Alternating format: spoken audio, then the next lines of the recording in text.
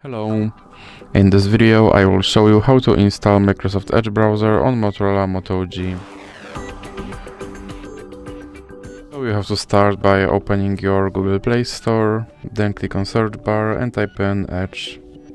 Now click search and click install.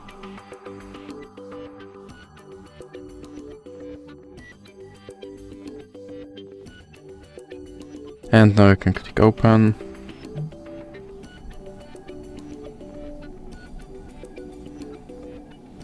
And here you can set this browser as your default browser, or you can click not now. Now you have to click confirm.